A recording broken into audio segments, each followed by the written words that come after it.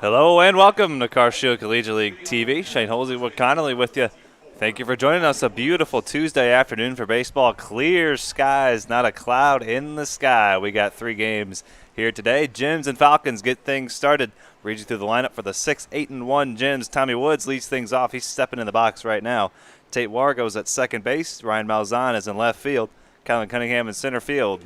And the first pitch is outside. We're underway. Braden Spar is hitting fifth. Behind the plate, Josh Gibson hits sixth at shortstop. Tyler Fogarty, the right fielder, hits seventh. Kyle Franklin is at third base. He hits eighth. And Nick Wilkie hits ninth. He's a designated hitter.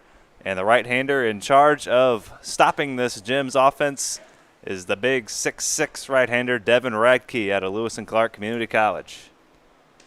And the Gems offense has stopped themselves a lot this year, Shane. They're one of the worst hitting teams in the league so far in last place, so they look to get things going. But interesting point is the Falcons, though, they have a quick turnaround. They played the nightcap last night, and it'll be interesting to see how they respond. That offense that we talk about so much, Shane, struck out 15 times last night, but what happens here, you don't even have to call it. Tommy Woods walk. Tommy Woods, leadoff walk. They put him in the leadoff spot, and what does he do? He works a walk to start the ball game. This guy has been an on-base machine, not necessarily with the hits, but that's walk number 18 in his 46th plate appearances. He is selective at the plate, doesn't swing at bad pitches, and he's going to take his walks and take them in abundance. He's going to find a home soon, I guarantee it. That you don't find that often. He can hit anywhere in the order. He's at third, he's at second, he's at lower. Here he goes for second, and the throw down is a strike from Wade Stouse, and Woods is cut down, getting aggressive here in the first inning. Woods runs well, but it was an absolute strike from Wade Stouse to read you through the defensive lineup. For the Falcons, Michael Long is in left field. David Olenek is in center. Ian Hickman in right. Brandon Ulm at third. Cade Hull at shortstop. Nick Hoffman at second. Pete Zimmerman at first. And Wade Stouse behind the plate, catching Devin Radke. So a caught stealing for Woods, and he's gunned down for the first out. Now nobody on for Tate Wargo. Radke has thrown 6 straight balls to start the ball game. 2 balls, no strikes to the Akron Zip, facing the 6'6" right-hander Devin Radke. 15 1/3 innings coming into play. This is his 6th appearance for Radke so far on the summer.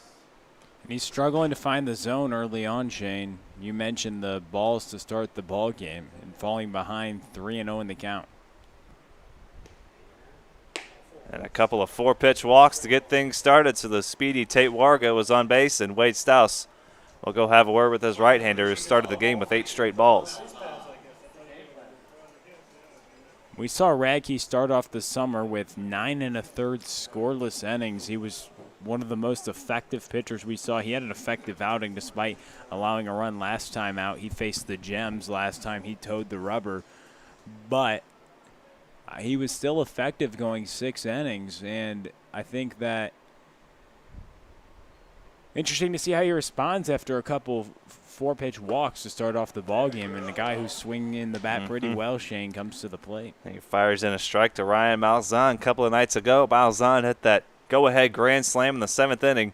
Wasn't in the lineup yesterday, but came through with a pinch hit single, one of the 2 hits the Gems had. And he's back in the lineup, inserted right back into the 3-hole.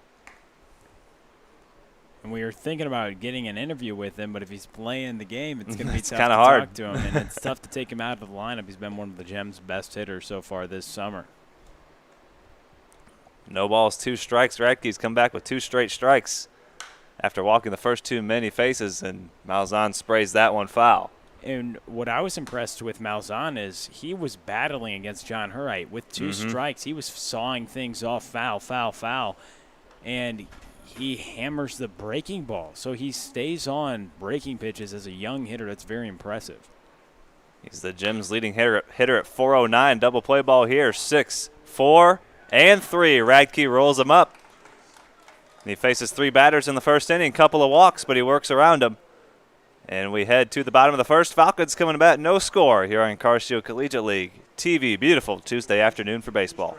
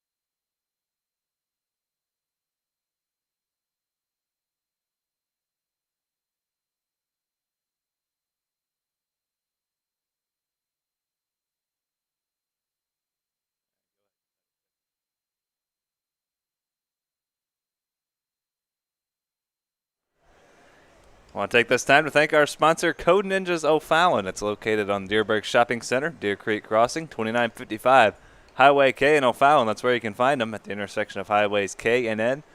At Code Ninjas, kids 7 to 14 will learn how to code by building small video games with the help of their wonderful sensei instructors. They'll start at white belt, go all the way to black belt.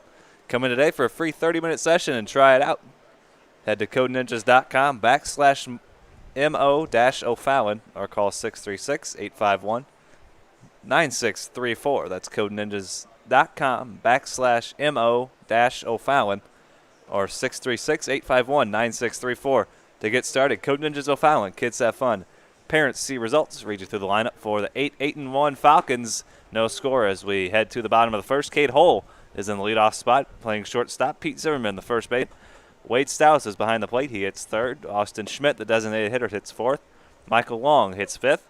David Olenek hits sixth. Brandon Ulm hits seventh. Ian Hickman hits eighth. And Nick Hoffman hits ninth. And the pitcher in charge of stopping them this afternoon, the right-hander out of Missouri State University, Hayden Younger.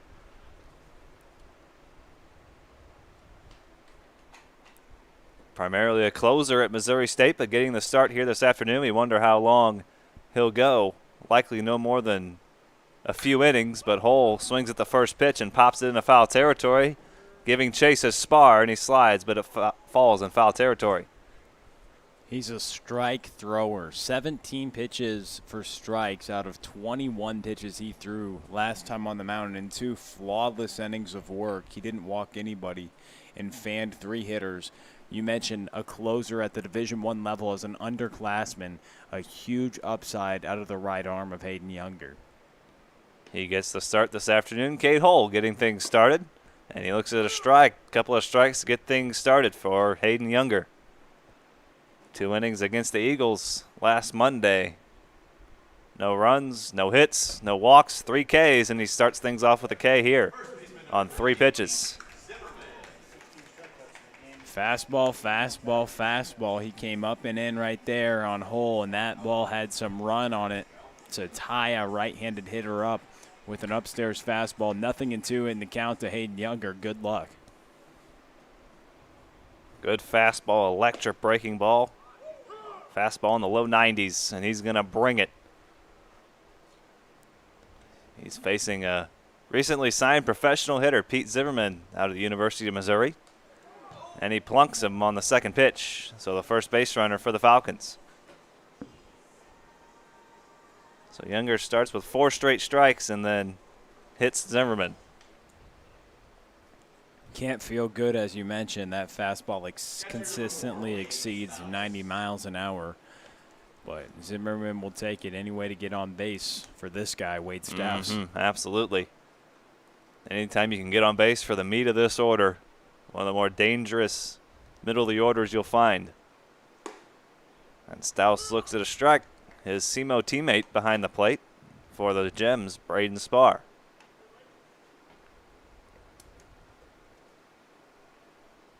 No balls, 1 strike. Younger checks on Zimmerman over at first. And we talk about constantly, day in, day out, how dangerous this Falcons lineup is. Just some context of what we're talking about. They've scored 85 runs in just 17 games, slugging .440 as a ball club. Hitting almost .260, getting on base about 36% of the time. And they have hit 19 home runs in 17 games. There goes Zimmerman for second to throw down. Not in time. Bit of a high throw, and Gibson did a nice job to get the tag down. But a stolen base for Zimmerman. Brought to you by the O'Fallon Family YMCA, the Y for youth development, healthy living, social responsibility. First stolen base of the afternoon goes to Pete Zimmerman. First bag he swiped this summer. You saw Zimmerman as the designated hitter. He'll either be last night, he's first base today. But good to see him take a bag. Typically, you'll mainly just see him as the DH or at first. But a good job to get in scoring position for a guy. Then this 3-4 punch, they rack up the RBIs. 31 runs batted in. between Staus and the man on deck, Schmidt. And if you factor in Michael Long behind him, 45 RBIs between the 3, 4, 5 hitters in this Falcons order. And we haven't even talked about that. You're missing one of their top hitters in the lineup tonight. Ben Swords. Yes. Rare day off for him.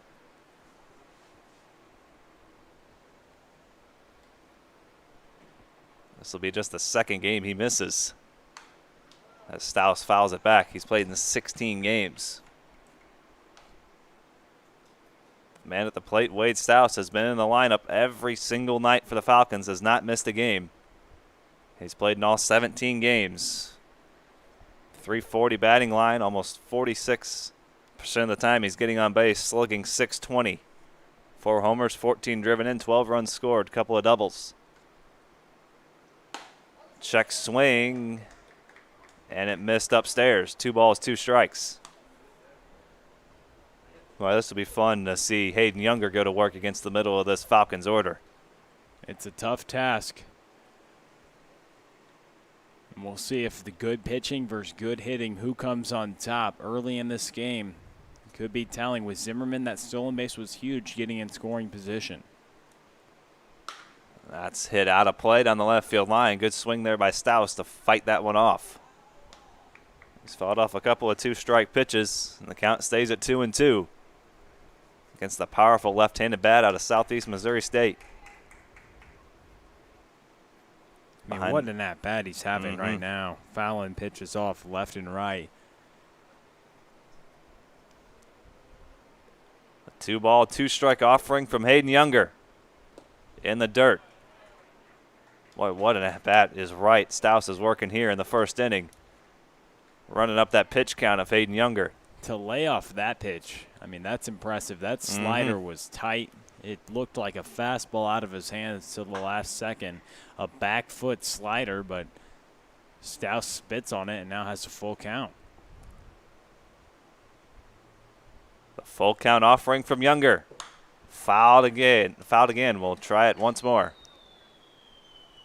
And like in the back of his mind, he has to be thinking about the 90 miles an hour, but he doesn't want to get fooled. A 3-2 pitch, Wade Staus, I mean, likely to sit dead red on a fastball. I mean, you're coming to you in the first inning. Who knows if he drops a breaking ball in there. Younger known to bury it, but we'll see if he can get around on the fastball here. He fouls it off his foot, so we'll try it again.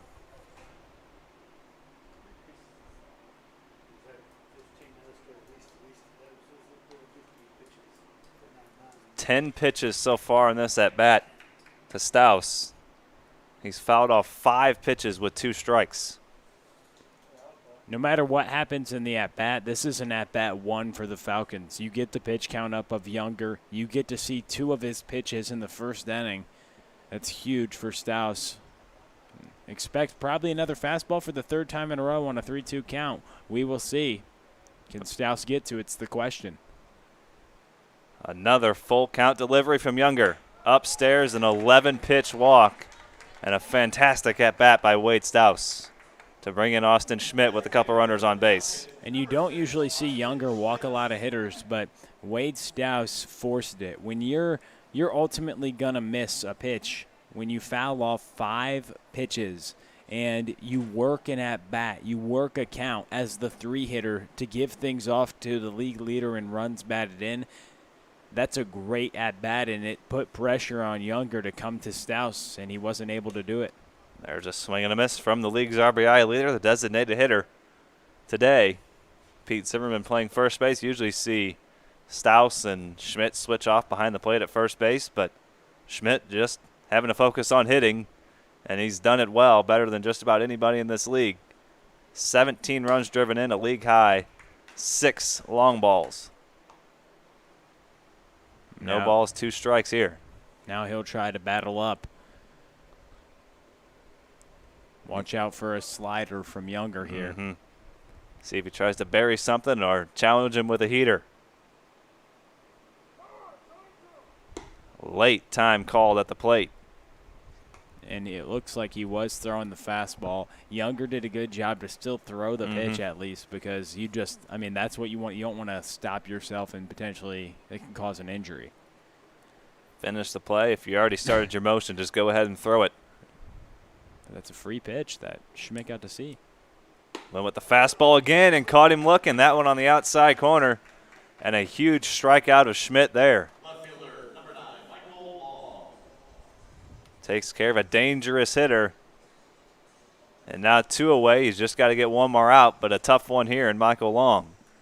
And he just threw 3 fastballs to Schmidt, and that's what you have to do. We've seen the past couple of nights, Schmidt's been rung up, and it's been on outside painted fastballs. That's the way to get him out because his hands are so good. Long swings at the first pitch, fouls it up. Spar can't find it, but it's out of play. His hands are so good that when you come inside, the ball's going to get punished. But if you go outside and the ball tails in, it's going to get punished as well. So you have to make perfect pitches like that. That's a pitcher's pitch, painting the black, and to the cleanup hitter with the runner in scoring position early in this game. That's a big-time pitch. I know it was an 0-2 count and he was ahead, but if you start nibbling at Austin Schmidt, things don't usually go well for pitchers. So good to put him away early in that count. Sooner or later, you find yourself in a 2-2, 3-2 count, and you almost have to come in the zone as Long swings through that high fastball. Or you ultimately lose him after 5 foul balls from Wade Stouse. I mean, that's an incredible at-bat right there, and you have to come into the zone, and he wasn't able to challenge Stouse. I wouldn't want to challenge him either. It seems like you get through one of them, there's just another tough at-bat waiting in the on-deck circle. You get no breaks in this Falcons lineup.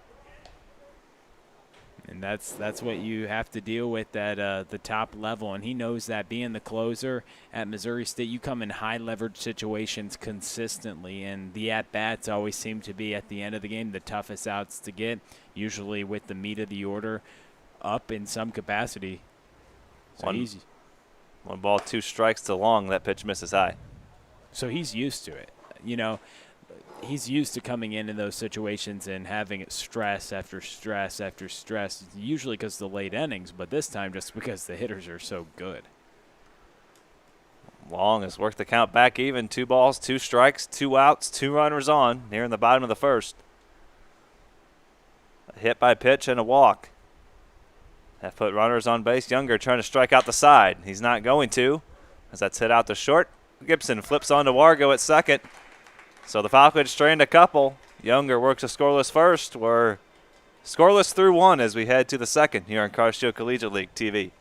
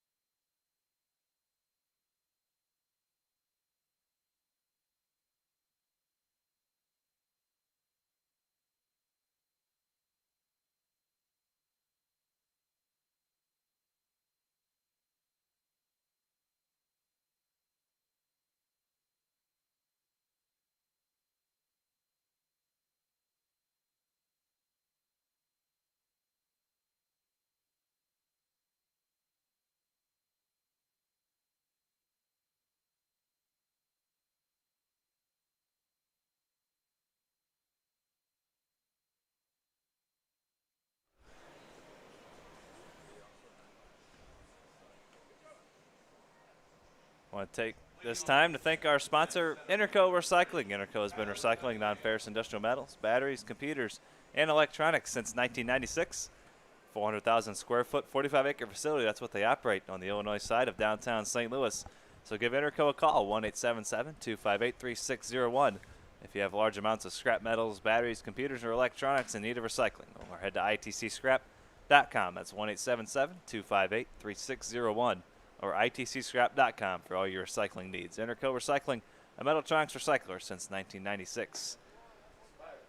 1 ball, 1 strike to Kylan Cunningham. Make that no balls, 2 strikes. He leads off the top of the second here against Devin Radke. Threw just 4 strikes in the first inning, but he got 3 outs. Cunningham rips that one into left center, and that one is going to be caught out there in center field by David Olenek. A diving catch in left center and a spectacular play for the first out. Radke loves it. After the first, he didn't have his command. He started the game off with 8 straight balls, a couple walks, but a caught stealing and a double play got him out of it. He comes back in the zone, 3 straight strikes to Cunningham, 2 that he is 0-2 count, and then the strike that's put in play. What a play from Olenek. Radke loves it, and your defense picks you up as a pitcher. That gives you confidence to keep pounding strikes. There's another strike, a foul ball by Spar. That ball was tailing away from Olenek as a left-handed hitter going towards the left center field gap. That's just getting farther and farther away from you. And Olenek, with great closing speed and a dive, made the catch. That's a great breaking pitch right there. And Radke, after starting the game off slow, I think a lot of times you can see that with pitchers in the first inning. Maybe it's something with the pregame bullpen, just not getting completely warm yet, not feeling your mechanics completely yet. Also, we have to know it was a quick turnaround for the Falcons. Just slow start could have been a little expected, but no runs were across, and now he seems locked in. 2 balls, 2 strikes here to Braden Spar. Devin Radke has gotten 4 outs. Not the most efficient form in terms of strikes, but he's gotten the job done so far. The 2-2 misses down and away. 3 balls, 2 strikes to Braden Spar. And he's missing everything to the glove side.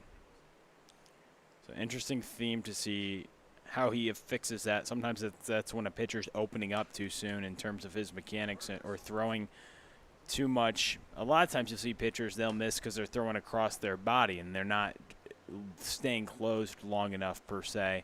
And that could be the case when you hear of the term flying open a lot of times when you're missing arm side, but when you're missing glove side, a lot of times he could be pulling off. There's a swing and a miss. Good breaking ball. He started that at the front hip. And Spar swings right through it for out number 2.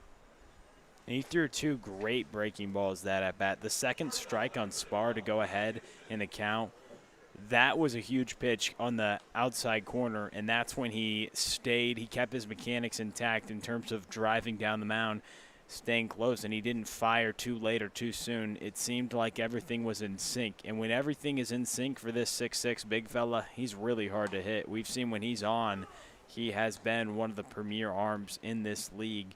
I mean, you take out before going into last start, he had 9 in a third scoreless innings going, and he was one of the top arms in this league, Shane. And that's poked into shallow right, and Pete Zimmerman puts it away. A 1-2-3 second for Devin Radke. He's settled into a groove that inning. We're through an inning and a half. No score here on Car Shield Collegiate League TV.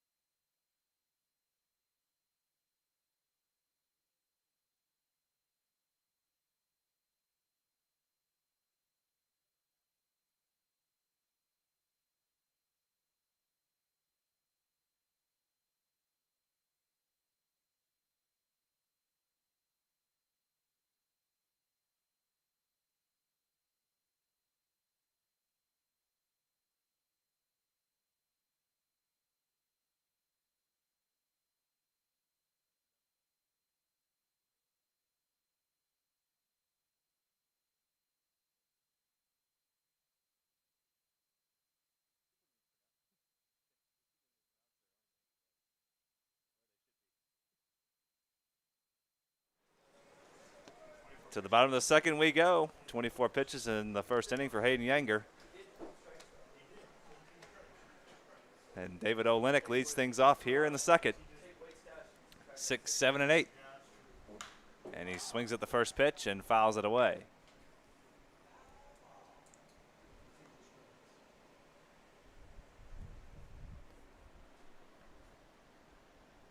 So 24 pitches in the first inning for the right-hander out of Missouri State, and he'll face 6, 7, and 8 for the Falcons here in the second. And Olenek swinging at the first two pitches. Flies that one to right field. Tyler Fogarty puts it away for out number 1.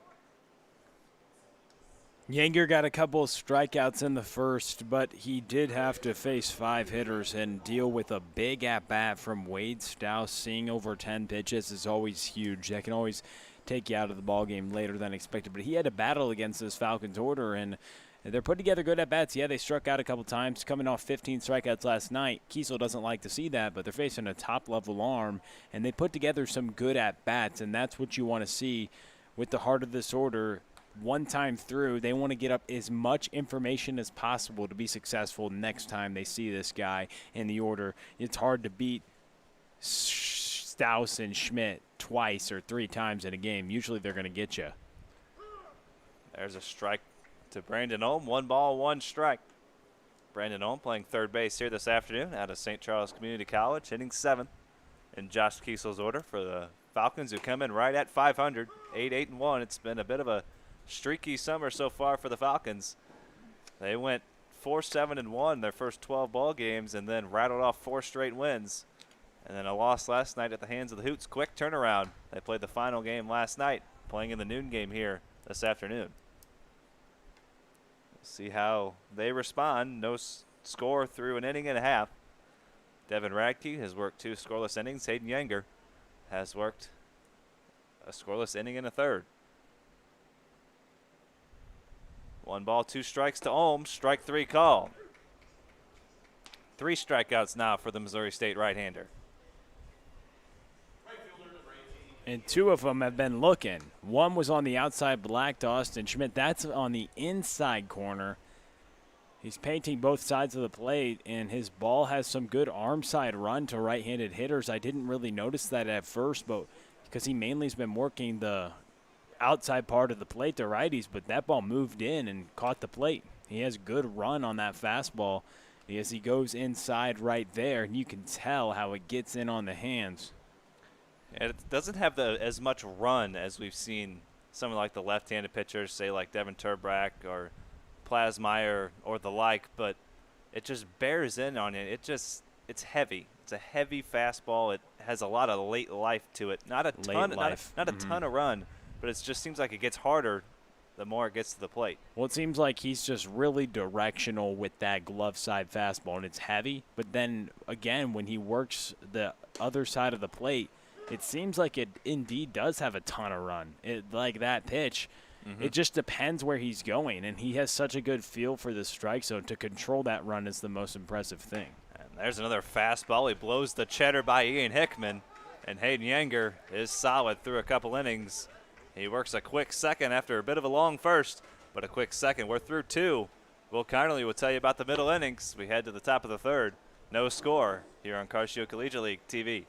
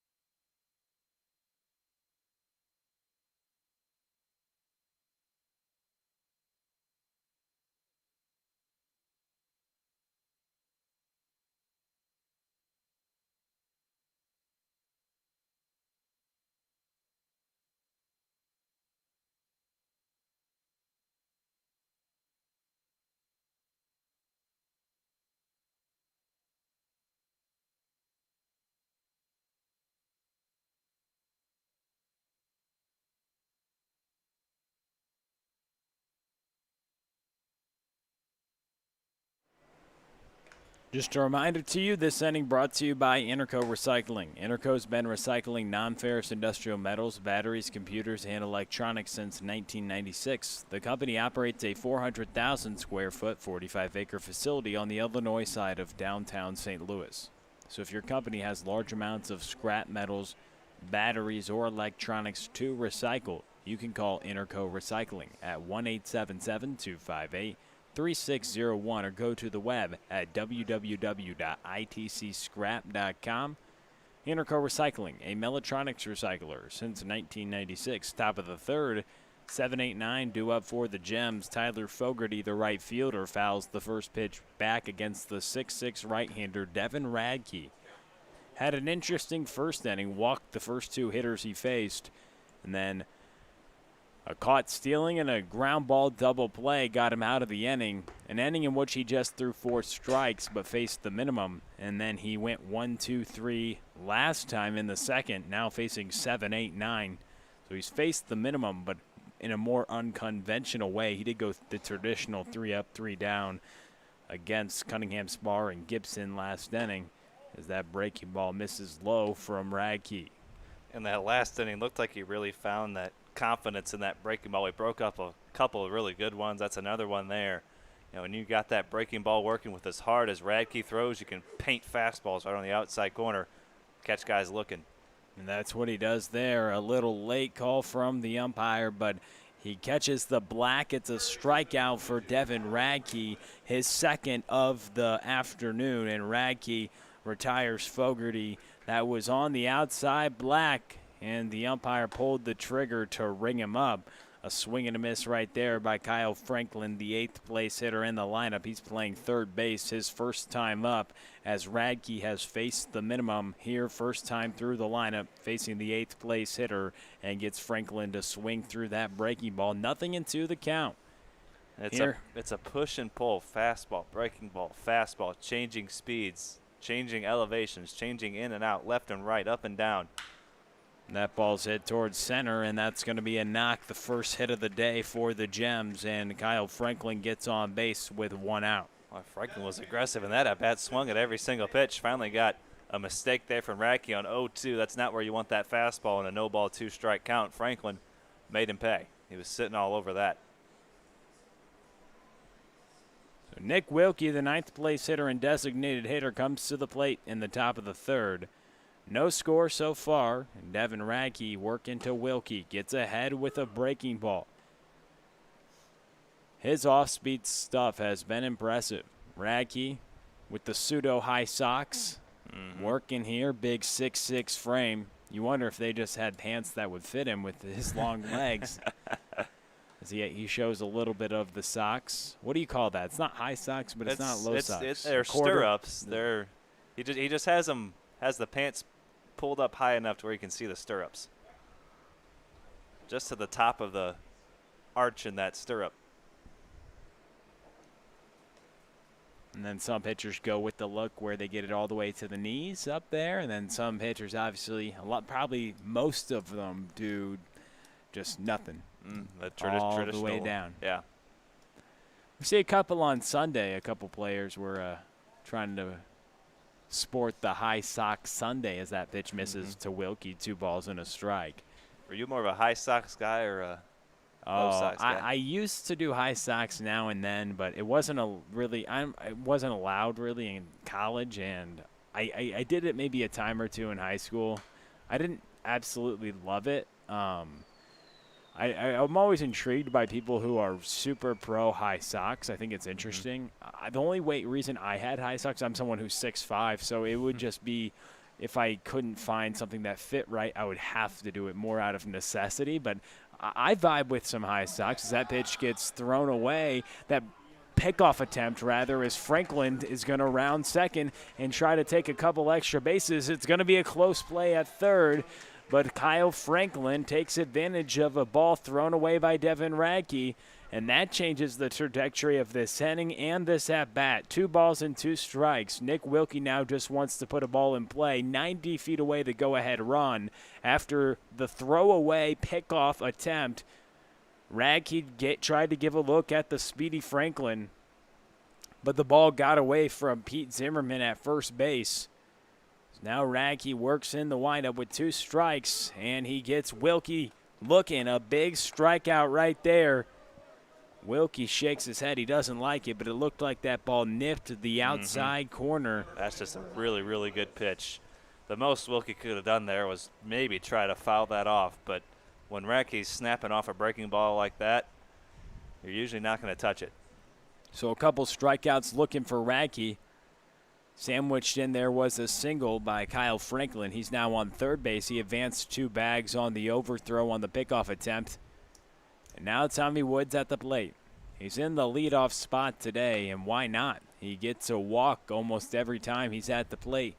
Shane, he gets on base 50% of the time, and he walks more than anybody in the league by far. That's what he did in the first, but then was caught stealing, trying to swipe second base in the first inning. And that's no coincidence. Rarely see Tommy swing early in the count at a pitcher's pitch. It seems like every time he's at the plate, whatever happens, he's in a 1-0, 2-0, 3-1 count like he is here. He just take it for instance, that first pitch breaking ball. Some guys might have went out and chased that trying to get themselves a 2-out RBI, but Tommy knows that's not a pitch I'm going to hit. That's not a pitch I'm going to drive per se. A breaking ball on the first pitch down. Some guys might swing at that. They're looking for a first pitch to drive. They see that pitch that starts kind of up in the zone, but then it breaks out of the zone and they swing right through it. But not Tommy. He's disciplined enough to lay off of it. The full count delivery. And Woods has another walk. His 19th, is that right, Shane? 19th walk of the summer. And it asks a couple questions. Are the pitchers scared to pitch to Tommy Woods? Are they just worried that the ball's going to be punished? Does Tommy Woods just have a great eye? Is it a mixture of both? Because you see Tommy Woods swing. You just look at his frame. I would probably want to issue the free pass as well. I mean, he has some great power, but he leads the league in walks by far, gets on base at one of the highest clips despite looking at his hits and average, but that's just because the bat is getting taken out of his hands so often. But by his own doing, by his own plate discipline, he gets on base. 19 walks already this summer. That's an incredible number. That's crazy to see that Tommy Woods, and that's why he gets the move to the top of the lineup, and he continues to do what he's done all summer long. You wonder if he's tired of being walked and he wants to start hitting more, but that's production now. Getting on base is really how you can measure a hitter's success, and he's been doing it at a very high clip. And sometimes you'll see some guys get antsy. They're not getting pitched to a lot. They'll start chasing pitches out of the zone. But that's not the style of ball player Tommy is. He's a team ball player. He's going to do whatever it takes for this team to win. And for his case, that's getting on base and using his tools to the best of his ability and not swinging at bad pitches, not getting himself out. Sometimes you'll see guys get a little antsy up there at the plate. They want to be the guy. They want to be the hero. And they'll end up swinging at a bad pitch and getting themselves out. The 1-2 offering is fouled away to the right side. Tate Wargo at the plate. He drew a walk last time up. A ball, 2 strikes, 2 outs, runners on the corners. Wargo in the box. Devin Radke trying to work 3 scoreless. He's 1 pitch away. Trying to strand runners on the corners. Woods at first, Franklin at third. The pitch. And he almost got Wargo looking. A borderline call right there just outside, and Wargo stays alive. 2 balls, 2 strikes. Here with 2 outs and 2 runners on, no score, top of the third. As the 6'6" right-hander comes set. And the 2-2 pitch. Fouled away. The Akron Zip trying to battle against the big right-hander from Lewis and Clark. 90 feet away, Kyle Franklin, who got to third on the overthrow. He was on first base after the single, but then Devin Radke took a check on him. The throw over to first baseman Pete Zimmerman got behind him. The overthrow gave Franklin 2 extra bags. He's on third, but he's stranded there after the strikeout from Radke. Radke strikes out the side, strands a couple runners, and he's worked 3 scoreless. No score, bottom of the third, we head.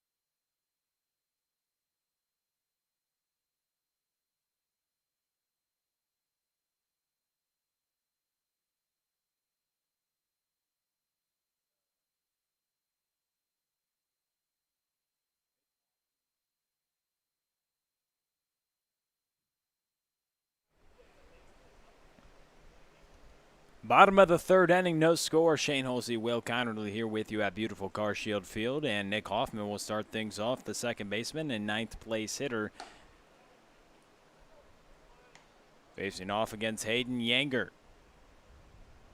the right-hander, already with 4 strikeouts through 2 scoreless innings, went 1-2-3 last inning, looked very sharp. A hit by pitch and a walk have been the only base runners. Those both were on back-to-back at-bats against Pete Zimmerman and Wade Stouse, the 2 and 3 hitters in this lineup.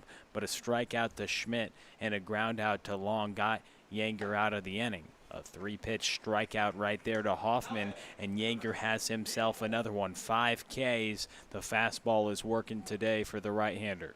It's just exploding up to the plate. I mean, that ball gets out of his hand, and it's getting to the plate in a hurry.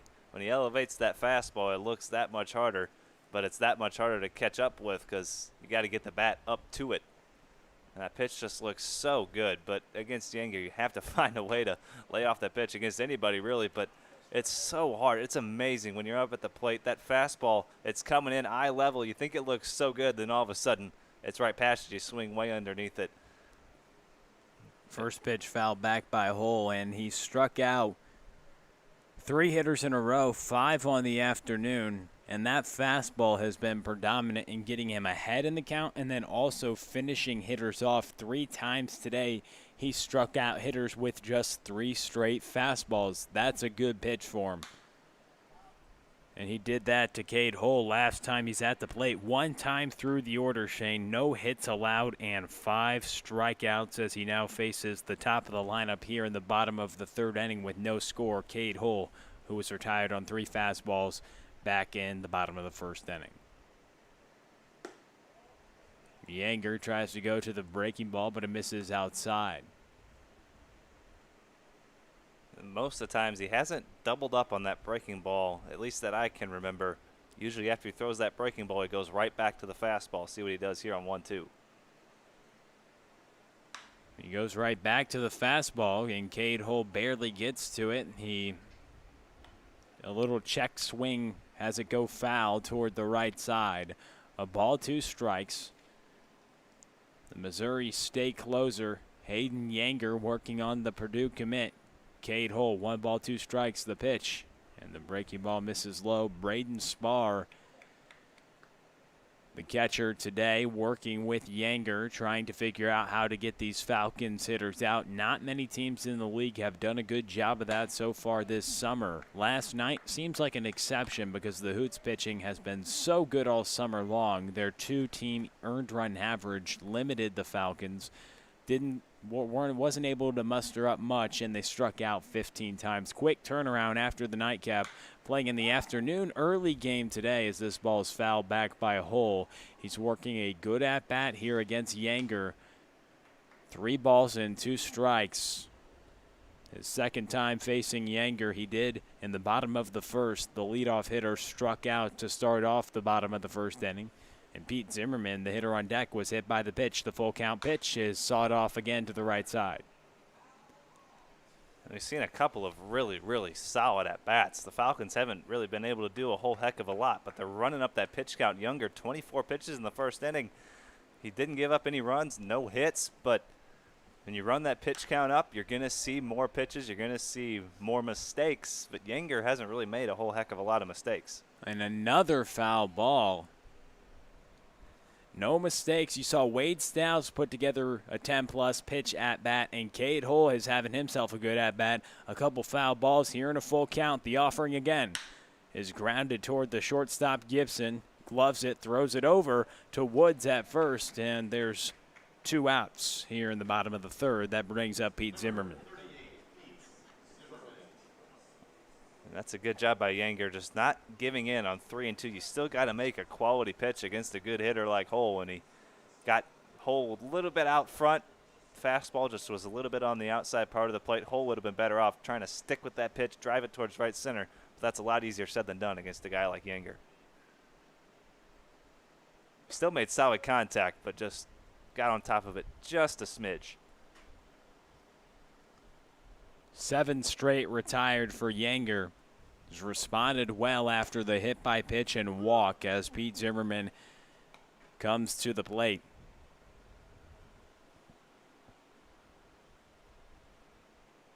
A swing and a miss by Zimmerman, a ball and 2 strikes. Zimmerman reached base on the hit by pitch and then stole second in the bottom of the first,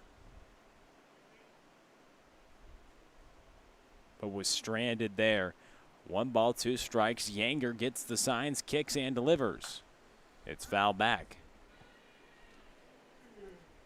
No hits allowed so far for Yanger. 5 strikeouts. Now facing the lineup for a second time, the second place hitter in this order, Pete Zimmerman, the first baseman. The 1-2. Ball sky toward the right side. Tommy Woods is under it in foul territory, and it goes just out of play to the first row. Woods was tracking for it, and it was going to be a close play toward the wall. Woods with great range at first base. We've seen him be one of the more impressive defenders in the league at the hot corner. But over there at first he gets down, but it goes in the first row. Couldn't quite get to it. A foul ball. He almost did one of those dive into the stands in there. It just went into the second row. He reached out at the last second. He's got a big frame over there at 6'3", but not quite enough wingspan to reach that one. He kind of stepped up on the wall like he was going to reach over, but a swing and a miss right there. Yanger with another strikeout. He is rolling. 3 scoreless so far for the right-hander. He's retired 8 in a row. And 6 Ks for the Missouri State closer. We are through 3, no score. From beautiful CarShield Field.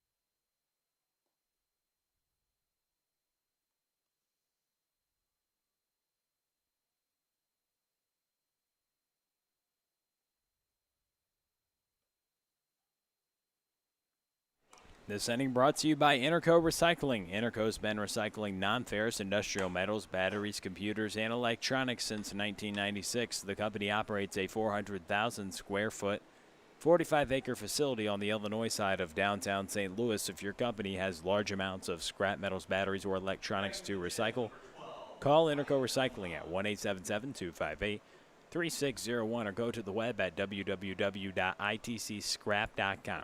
Interco Recycling, a Mellatronics recycler since 1996. The first offering to Malzahn, the 6'6" right-hander, will face 3-4-5 in the Gems order. Malzahn, Cunningham, and Spar. Ryan Malzahn at the plate, and he fouls this one back. 0-2 the count. Ryan Malzahn a couple nights ago, a go-ahead grand slam as the Gems were down to their final strike against the Hoots in the nightcap. The next day, which was yesterday, he was not in the lineup but had a pinch hit single, one of there's 2 Gems hits as he came in late in the ballgame, now in the 3-hole for Justin Paulson. He's led the Gems this summer. The rising freshman is a SEMO commit. 1 ball, 2 strikes from Radke. The pitch is up and away. 4 strikeouts and 3 walks so far from Radke through 3 scoreless innings for the 6'6" right-hander. The 2-2 pitch is grounded toward the right side softly. Hoffman comes up on it, throws it over to first quickly. Zimmerman. And that is the first out here in the 4th inning. Devin Radke has settled in after walking the first 2 hitters of the game on 8 straight. You see sometimes managers will get pitchers hot quickly, but he stuck with Radke. He only faced the minimum in the first inning, 2 walks, but a caught stealing and a double play. And then he went 1-2-3 in the second and struck out the side last inning He's been very efficient and effective, at least to say, so far for the right-hander, throwing 3 scoreless and already getting an out here in the 4th quickly against Ryan Malzahn. And not efficient. Oh. This ball's hit well toward right. Backing and tracking for it is Hickman. You said, oh, but it's caught at the warning track. Warning track power for Kylan Cunningham. He doesn't have just that. We've seen him leave the yard a couple times tonight. You tweeted one time, you asked NASA to find one of his baseballs. It looked like a moonshot. Nonetheless, though, 2 away as Braden Spar comes to the plate. Here in the top of the 4th inning, Devin Radke, nonetheless, we've talked about, has settled in. And as I was saying before, Cunningham almost made this a 1-0 ball game. Radke not efficient in the sense, not in the conventional sense, in the fact that he's throwing a lot of strikes. Yes, he's throwing about 60% strikes. That's probably right around average. But as a pitcher, you'd want to be a little bit higher than that. But he's been efficient in the terms that he's getting the most out of his strikes. He's throwing good strikes on the corners, not making mistakes over the middle of the plate that can be punished.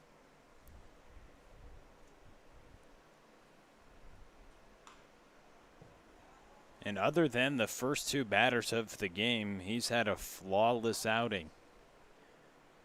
Other than that, just 1 single and 1 walk. The right-hander has locked it back in. The 1-2 pitch with 2 outs upstairs to Braden Spar. He struck out swinging on a breaking ball last time. How will Radke approach him this time around? The 2-2 pitch to Spar is fouled back to the screen. Braden Spar, a freshman at Southeast Missouri State.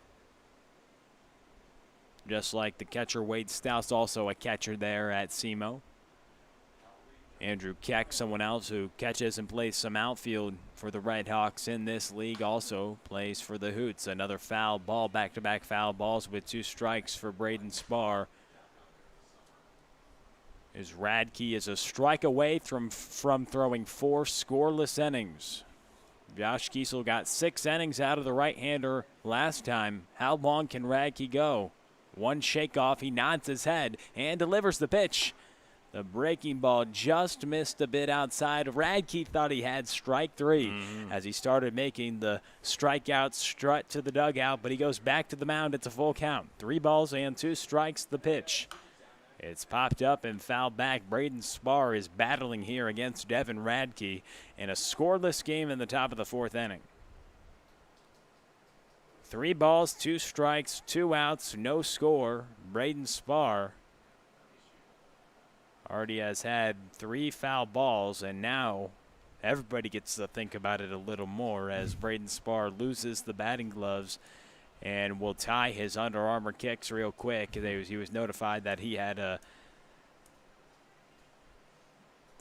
strings loose on his shoes, so he had to tighten those up a little bit. Make sure those bad boys are nice and tight. So he drops to a knee and ties them up, but now gets the batting gloves on, tightens those up, feels the bat one time, and gets ready to hit here in the top of the 4th with 2 outs against Devin Radke. The pitch missed low, so after all that, a walk, and that brings up Josh Gibson.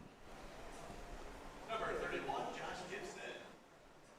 So Josh Gibson coming to the plate, the shortstop. Leads this Gems team in doubles.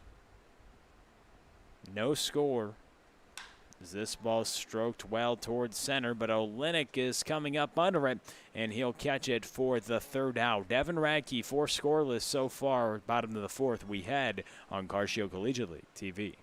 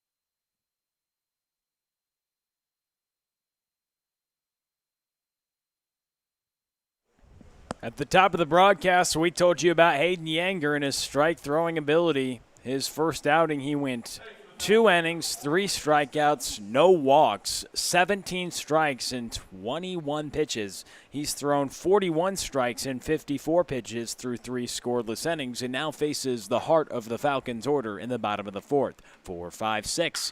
Wade Stouse hits this one towards center. Deep in the gap. It's going to be extra bases for Wade Stouse.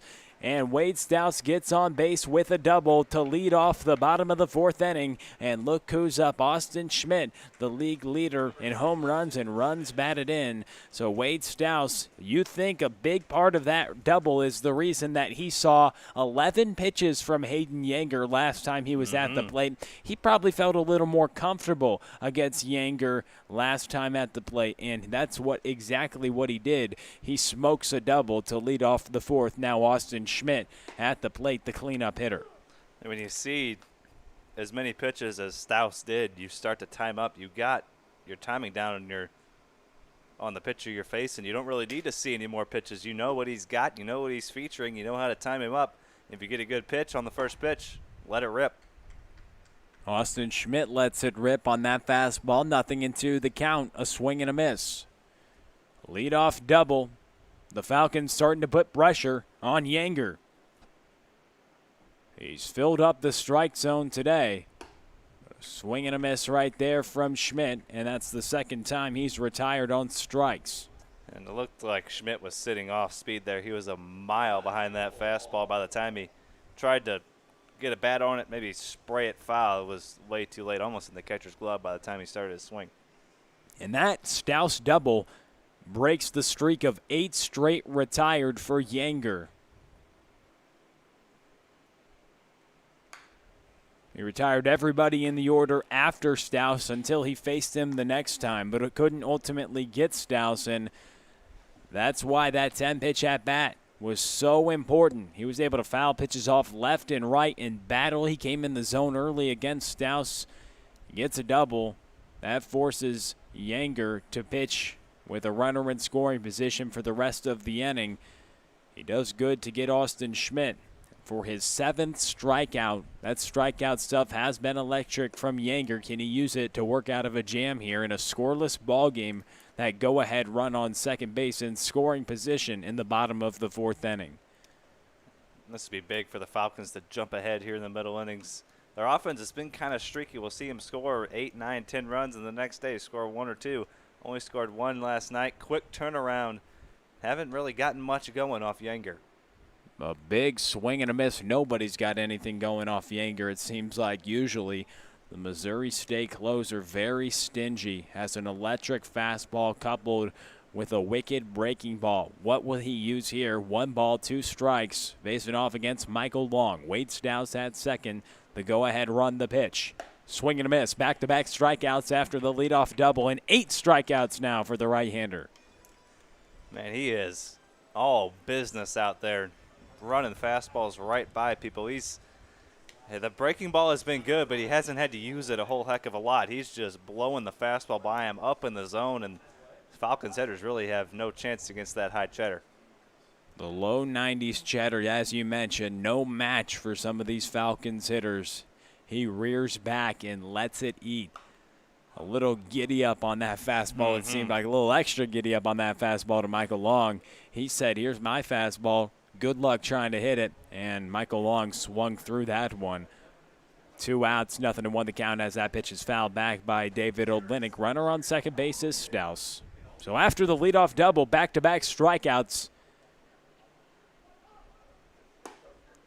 And that's on the corner. Man, doesn't he fill up the strike zone. Man, that outside corner to right-handed hitters, he is just painting that black, wearing out that black on that outside corner. And now nothing into the count. A strike away from striking out the side and stranding that leadoff double. What does he do? Just outside, the blue says. Yanger getting excited out there. He thought it was almost strike 3, so he'll go back to work. 1 ball, 2 strikes, 2 outs. Wade Stouse on second. David Olynyk in the box. He's 0 for 1. Stouse's double was the first hit that the Falcons had. This ball's grounded toward the left side. A sliding backhanded play by Gibson. He throws it across the diamond, and Wade Stouse, the leadoff double, is retired. Just one hit surrendered for Yanger. A couple strikeouts in the inning. 8 on the afternoon for the right-hander, and we send it to the 5th on CCL TV.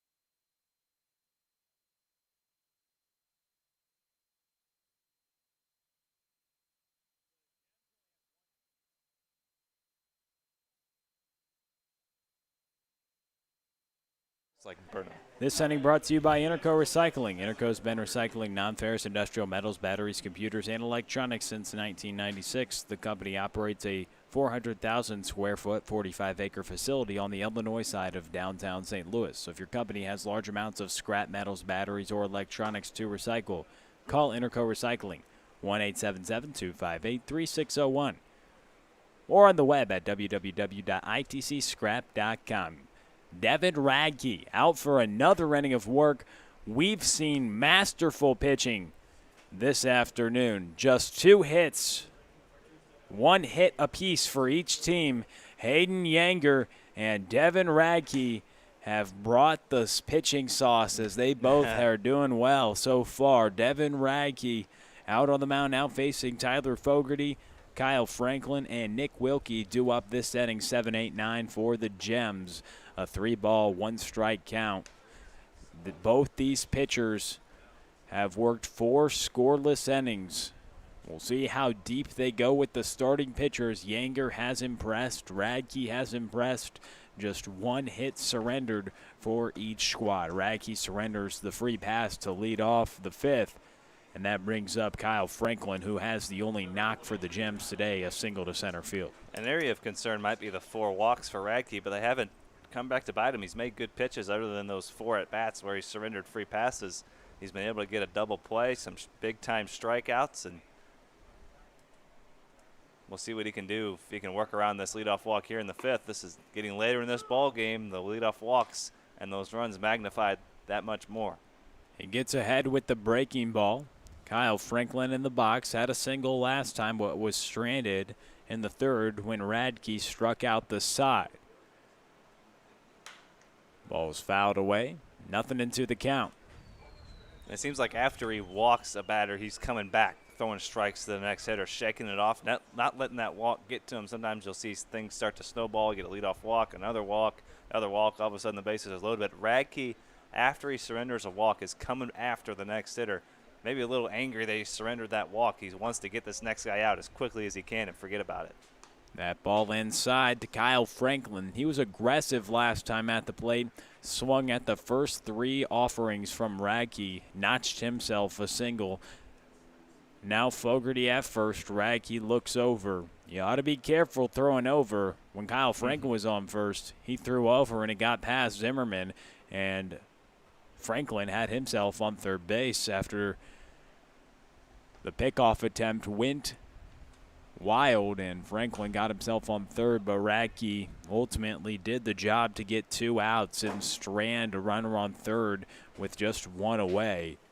But that's telling. That could be huge. That was like when you have a runner on third with less than 2 outs, the offense's job is just to execute, to get that run home any way you can. But Radke worked out of that jam in the third, and he's been efficient and effective in the terms of holding the opposition to no runs so far. Can he work around the leadoff walk, the pitch? Is skied in the air toward the shortstop. Kate Hole is under it. In the shallow outfield, he catches it for the first out. A bounce back pitch there. Now all he needs is a ground ball double play. He got one back in the first inning to end the inning. If he can get another one here, he'll be through 5 shutout innings. And just a nice job not letting that leadoff walk get to him. Just come back, get the next guy, worry about the next guy. You can't do anything about that walk. Just find a way to work around it, pick up your teammates. 4 strikeouts, just 1 hit allowed for the 6'6" right-hander so far. We've only seen 2 hits today. Nothing to 1 the count to the designated hitter, Nick Wilkie. We've only seen 2 hits. Man, it's been a pitching duel. No score so far here in the top of the 5th. Radke comes set, the 0-1 pitch. Fogarty's off. The throw down by Staus is good, and the tag is good as well. And Fogarty's caught on the base pass. Whoa, 2 away. What a tag there by Hoffman. We talk about his defense. It seems like every game he's making some kind of play in the field, and he picked that ball out of the dirt. That is not an easy play. A backhanded pick, and he get the tag over quickly. How about Staus gunning down a couple runners today? 0-2 the count to Wilkie. Just a bit outside with the breaking ball. He tried to paint that one on the black, but Radke working quickly. That got to give you some confidence. Your catcher gunning down a couple runners for you today. And they say that Wilkie went around. Staus is going to go tag him, and that will be the 3rd out. Wilkie, a couple strikeouts today. Radke with 5 of them and 5 scoreless. 1 hit allowed for the right-hander. We send it to the bottom of the 5th on CCL TV.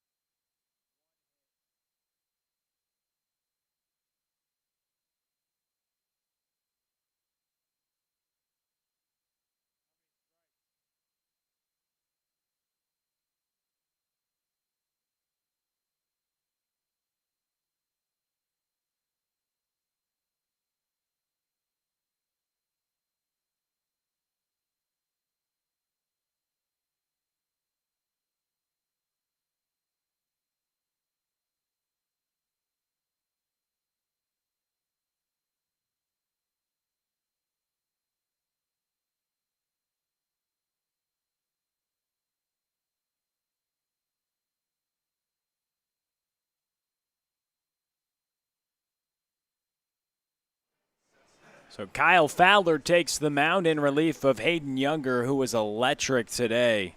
4 innings of one-hit baseball, 8 strikeouts, and he threw 66 pitches, 51 of them for strikes. 77% of the time he threw a strike, making his second appearance of the summer.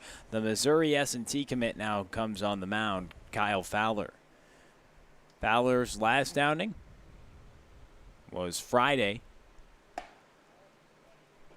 Last Friday, he threw 3 1/3, 5 hits, 4 earned runs, 1 strikeout, 1 walk, and 3 hit by pitches versus the Eagles on the 24th. First pitch a ball, second pitch is on the corner to Brandon Olm. 7-8-9, 2 up for the Falcons. No score. Falcons come to this ball game. They're making a quick turnaround. The nightcap to the early morning game. Some teams have to do it sometimes, and it's interesting to see how they can bounce back. They were looking for a bounce back as their offense was stagnant last night, struck out 15 times and just mustered up 1 run.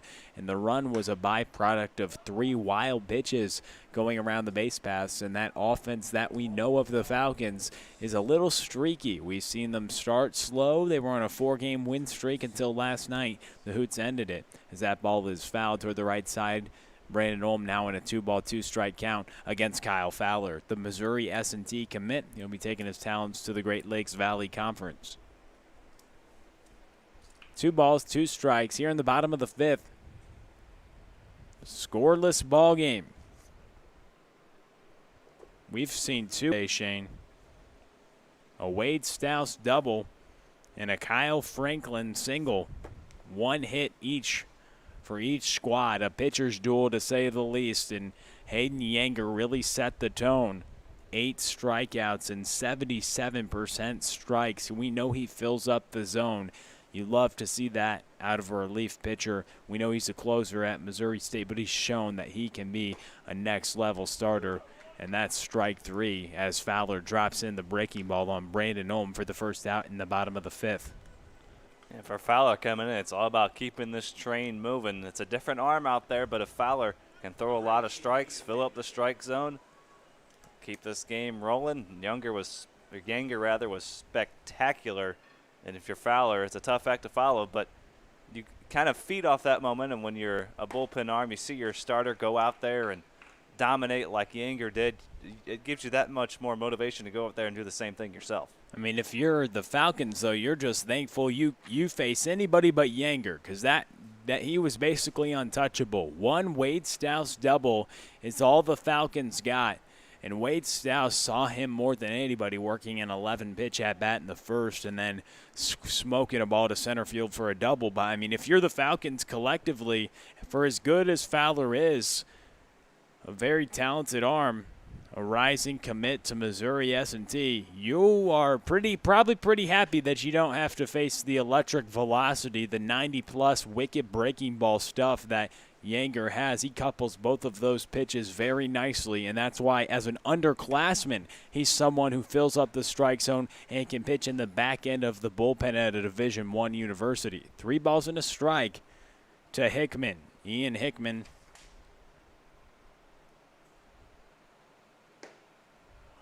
takes that pitch for ball 4, and the outfielder gets on base, draws a 1-out walk, and he'll sprint down to first base with the hard 90. That brings up Nick Hoffman to the plate.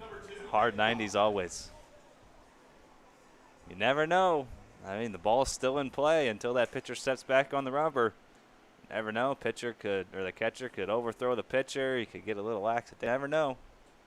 Always run it out. Nice little 90-foot sprint for him. That ball fouled back by Hoffman. 0-1 the count. Nick Hoffman, man, he can flash the leather. We saw him scoop that ball off the turf from Wade Stouse, who's already gunned down 2 runners today for the Falcons. That's really helped out Devin Ragge. Both of those runners that he gunned down reached base on a walk. So Stouse kind of erasing those walks with his cannon of a right arm that he has. But Hoffman was the second baseman who scooped the ball up and applied the tag. We know defense that goes into that is your ability to tag as a second baseman. And that's what he's able to do. It can save you. It can save you some outs, maybe save you some runs. You see guys like Javier Baez in the big leagues, one of the best taggers we've ever seen from a middle infielder. His hands are incredibly quick, and that can save you some outs. That can get your pitcher some free outs. If you with your ability to tag, it's something that gets overlooked. Doesn't go in the box score, of course, but that's why you see guys working on their hands so much. It doesn't just help on ground balls; it can help on tags as well. Pitch missed upstairs. Things getting a little tricky now as we have a scoreless ball game. A 3-ball, 1-strike count here in the bottom of the 5th. Falcons up. And on deck is the top of the lineup. Cade Hull, the leadoff hitter, waiting to hit next. 1 out, the 3-1. Foul. He pulls that baseball foul now for a full count. Hoffman was way early on that pitch. Foul right off the bat as he yanked it into the bullpen of the Gems. 3 balls, 2 strikes, 1 out. Important pitch awaits here in the bottom of the 5th. No score. Wouldn't be surprised if they send the runner here. 3-2, 1 out, tie ball game. Runner stays put, but he'll advance to second base on the bases on balls. Hoffman reaches on the walk. Hickman reached on the walk, and now they're both on first and second for the top of the lineup and Purdue commit, Cade Hull. It's a nice job by an experienced catcher, Braden Spar. He's got a young arm out there. He just goes out and talks to him, say, look, hey, you walked a couple of guys, so what? They haven't scored yet. Just make one good pitch and get yourself out of it. So the shortstop Hull is 0 for 2. He struck out in the first against Yanger, grounded out to third against Yanger, the first time he's facing the new relief pitcher who took over for Yanger this inning. Kyle Fowler and Braden Spar want to talk things over, telling each other probably what sign sequence they want to use now with a runner on second base. A lot of these are new batter combinations. Most of these guys haven't really worked together. So you want different pitchers and different catchers have different things they like to go to, different tendencies in terms of pitch count or in terms of signs. Do they go first sign, second sign? Do they go with the first sign you went back to? I mean, there's infinite number of possibilities. You got to make sure you're on the same page. Yeah, you don't want a runner on second base potentially tipping the pitches. Sometimes you see them tipping the locations as well, trying to get as much information to the hitter as they can. With a runner on second late in this ball game, they want to be sure of what's going on. That pitch is fouled back. 1 ball, 1 strike to Cade Hull. Runners on first and second. The go-ahead run in scoring position. Cade Hull at the plate with 1 out. Pete Zimmerman waiting to hit next. Bottom of the 5th, relief pitcher in his first inning of work, trying to work out of a jam. The pressure is on as that pitch is fouled back. With runners on first and second, he's definitely probably feeling that pressure. Sam Lemcool is getting warm in the bullpen, and somebody Justin Paulson has favored a lot out of the bullpen. The left arm has been very stingy. Doesn't allow many runners on base. We'll see when they try to deploy him. He's just playing catch right now, not throwing down to a catcher. The pitch is hit toward the right side, and that's going to be a sliding catch there by Fogarty and a double play. A mistake right there on the base pass. Fogarty catches it, and the rally ends. A double play. Wow, no score still after 5. We send it to Shane Holsey for the last couple innings on CCL TV.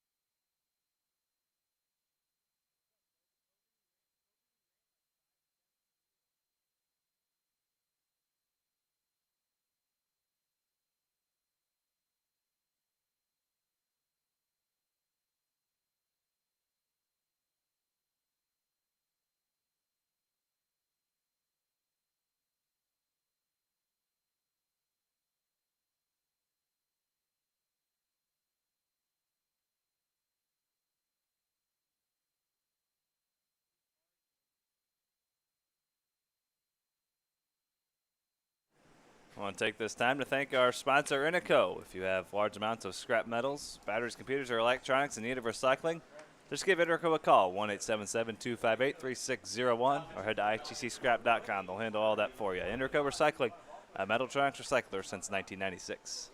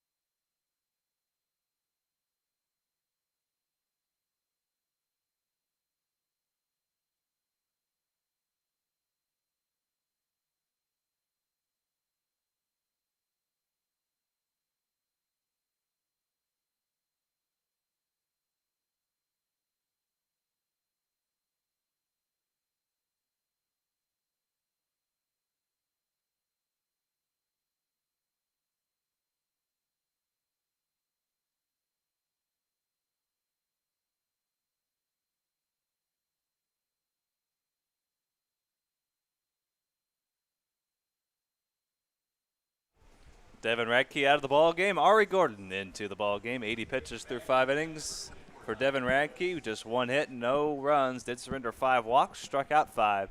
He gives way to Ari Gordon in a scoreless ball game. A double play on the base pass, and Ari Gordon will face the top of the Gym's order: Woods, Wargo, and Malzahn.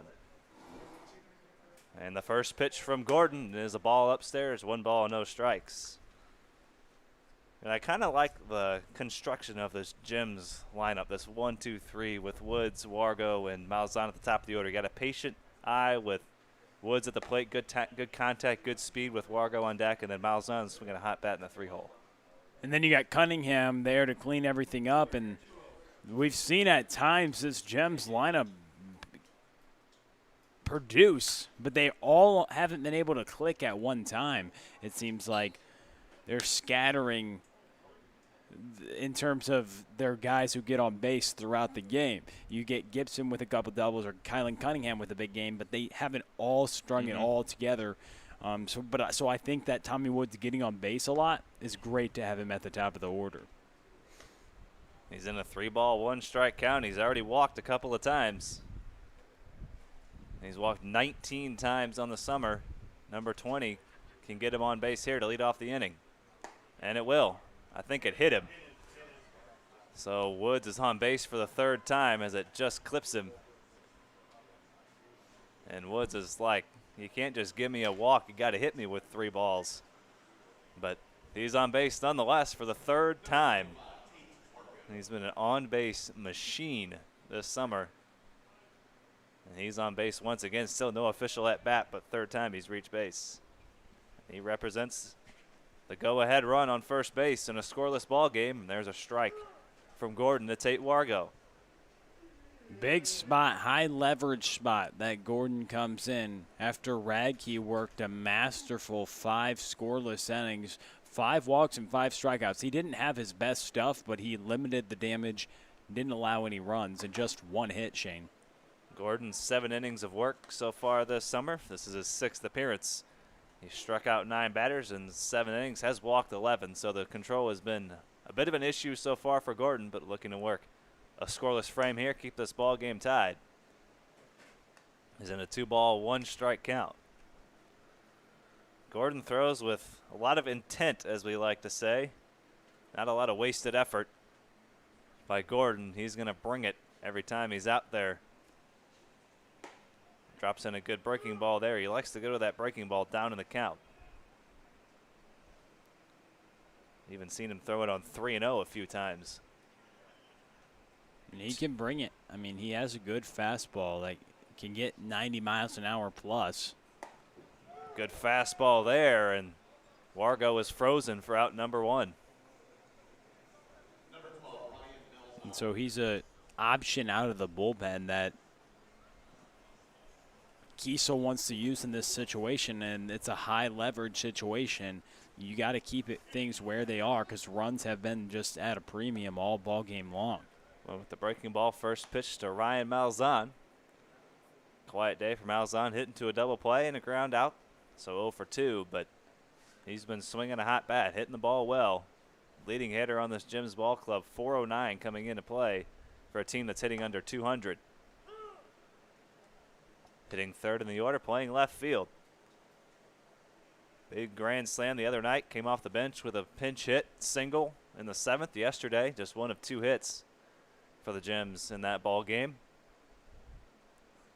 And he hits that one through the right side. He's got another base hit. Woods is going to go first to third. The throw from right field is not in time. Woods takes an extra base. Smart play by Woods. He's speedy, and he's still sticking to his guns. He got caught stealing in the first, being aggressive. He's aggressive right there. It pays off. He knows the arm of Hickman, but he knows his speed, and he gets there in time. So 2 of the first 3 have reached here in the 6th. And now a dangerous bat at the plate, Kylan Cunningham.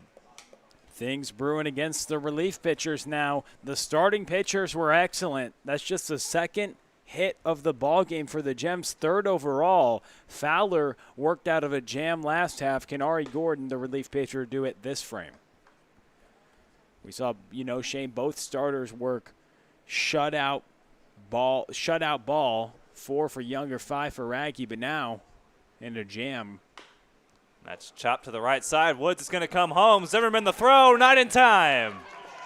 Woods scores the first run of the ball game. He was breaking right from first contact, and he scores to make it 1-0. So Woods takes the extra base on the base hit to right field, and that allows him to score on that ground ball. I mean, Woods just almost basically generated that run himself. If he doesn't go first to third there, a completely different at-bat by Cunningham, and now he's on first. That's just a huge play right there by Tommy Woods. Great base running. I mean, I like him at the leadoff spot, Shane. It's awesome to see him. I think we both do. He got on base 3 times today in his debut, sporting the top of the lineup, and no official at-bats. But he has scored a run, the only run of the game. Now Braden Spar with the 1-out RBI chance with Malzahn out at second. Cunningham at first. Scored that a fielder's choice and an RBI for Cunningham.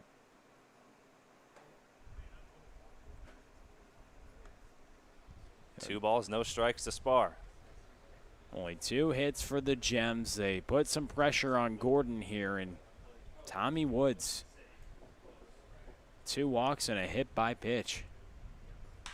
Spar ropes that one to right field, and it gets past the right fielder. That'll go all the way to wall, and the 2 runners almost passed each other on the base pass. They're both going to come home. Malzahn and Cunningham score.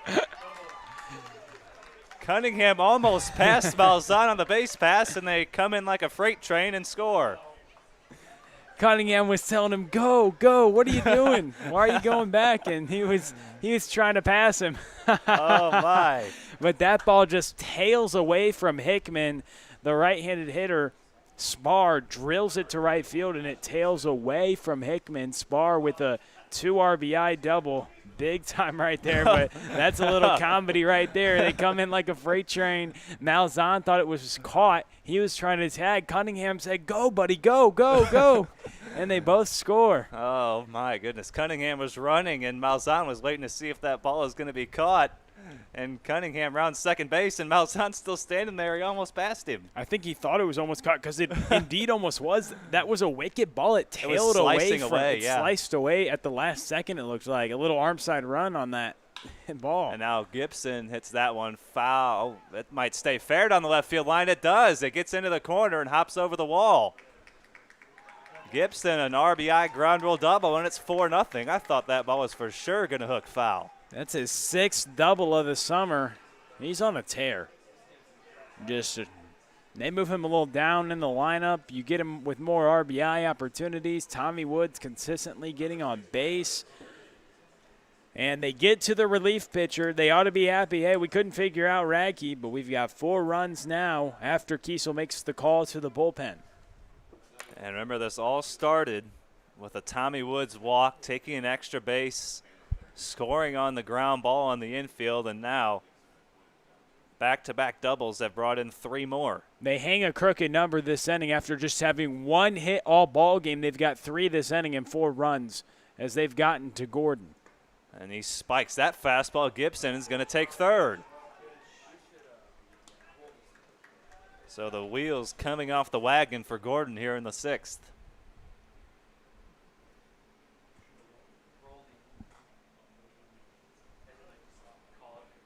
And now a runner on third base for Tyler Fogarty, the 7th man to come to the plate, still just 1 out.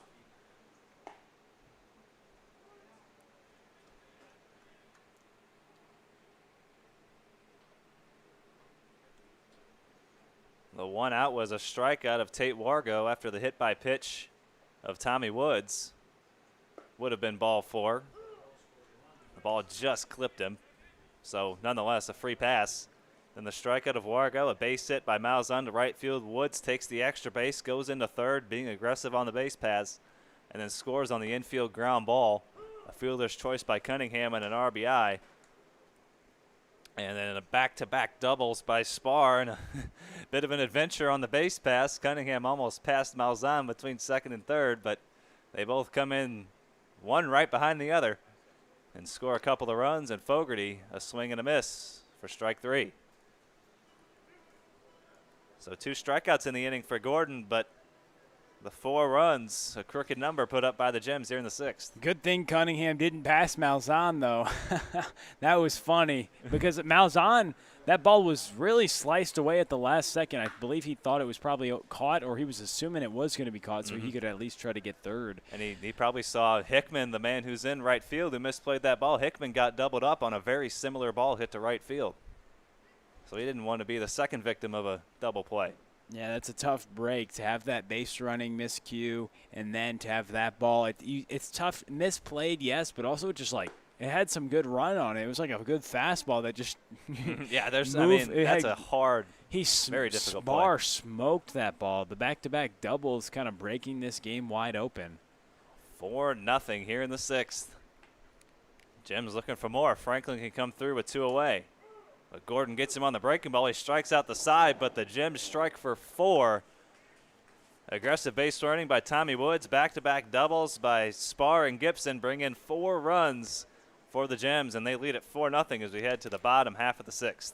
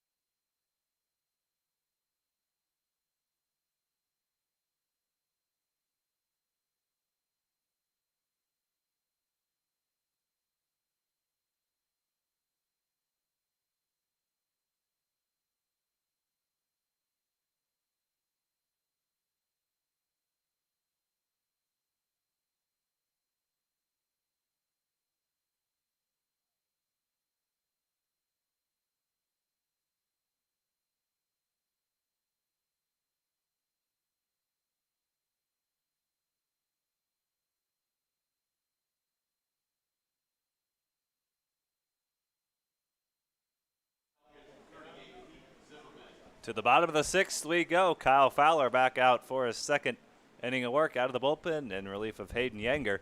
And Pete Zimmerman will lead things off 2-3-4. Heart of the order due up for the Falcons as they try to answer the 4 spot put up by the Gems in a crazy half inning. A lot happening on the base pass in that inning. Tommy Woods taking an extra bag, scoring on a ground ball. We almost had a runner pass another between second and third.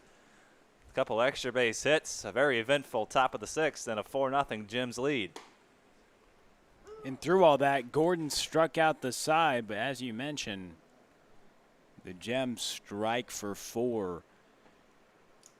And that an eventful inning, to say the least, and a very uneventful offensive day. Before that inning, it was just 1 hit each for each team, but now things have opened up, Shane. 3 hits in the inning for the Gems, 3 of their 4 hits coming in just that 1 inning. And meanwhile, the Falcons have mustered up just 1 hit. As Zimmerman hits that one down the right field line, that is slicing foul and out of play. Here's a guy who can hit. Zimmerman, a standout at Mizzou, signed over a month ago to play with the Houston Astros organization. Just 3 hits in the ball game last night for the Falcons, 1 here today. They struck out 15 times last night. And today, between Yanger and Fowler, have struck out 9 times through 5 innings. So they've been striking out much more than Josh Kiesel would like. And they're thinking about last night, the way Jamie Young got these Falcons out was kind of similar to how Hayden Yanger approached this team. And Josh Kiesel wants his team probably to change their approach and try to put together more competitive at-bats. Anything to put a ball in play, give yourself a chance to get on base and start a rally. And there's another strikeout, 10th strikeout for Gems pitching, 2nd strikeout for Fowler.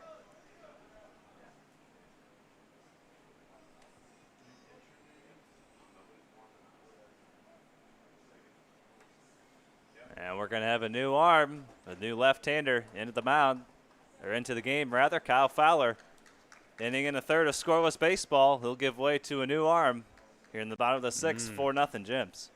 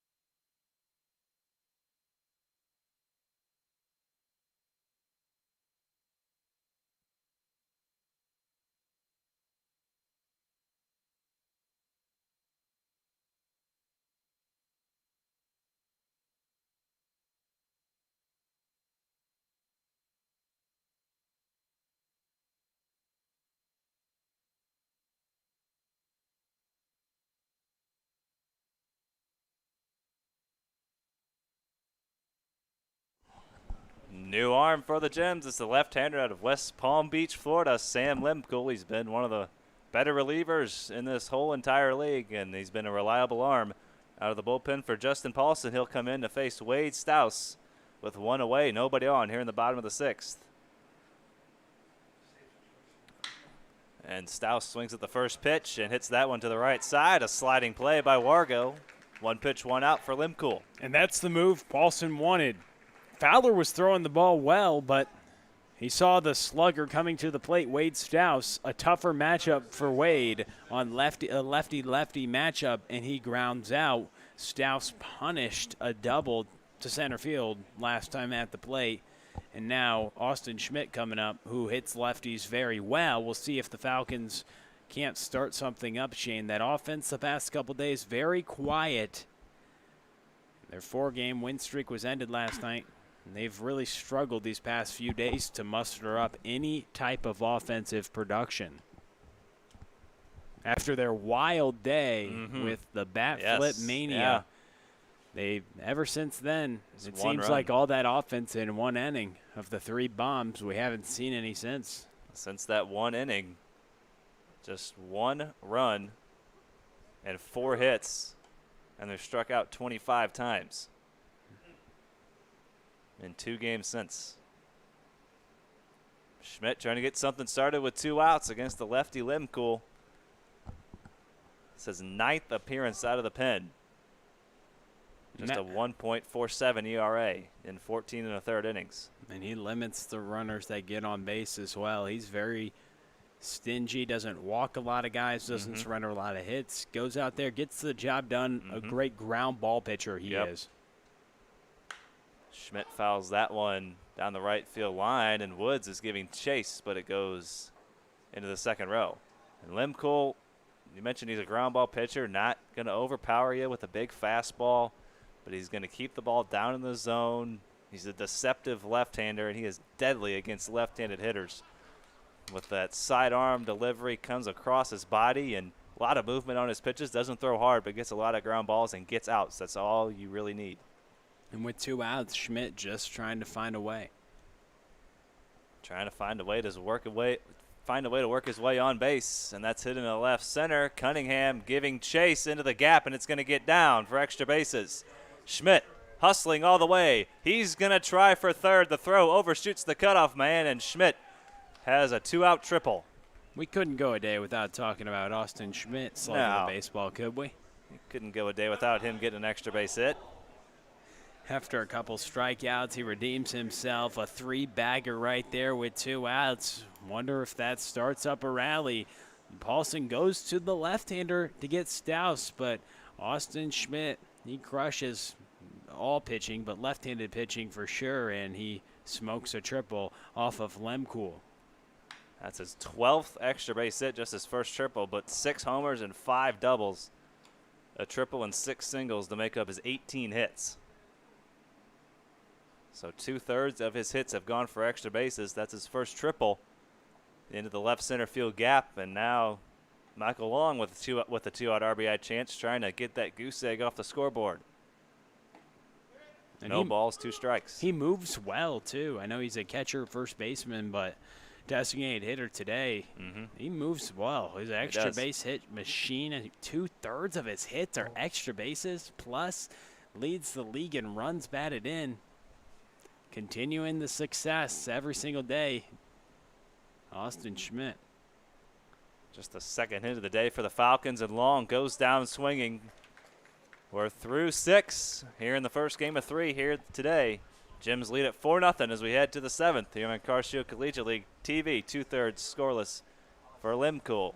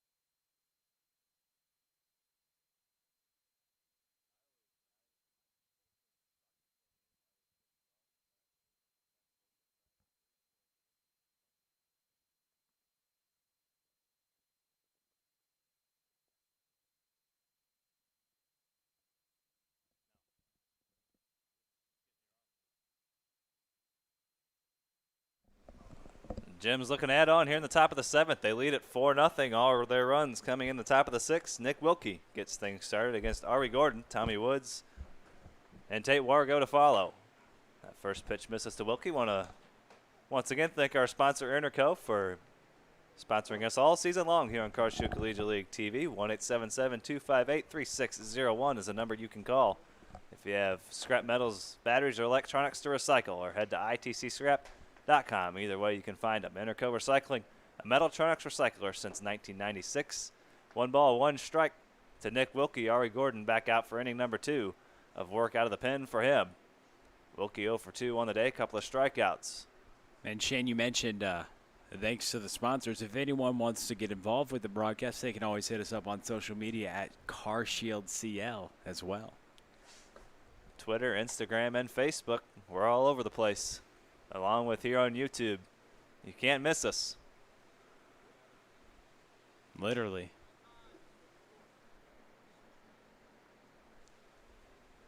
It'll be harder to miss us than it will be to find us.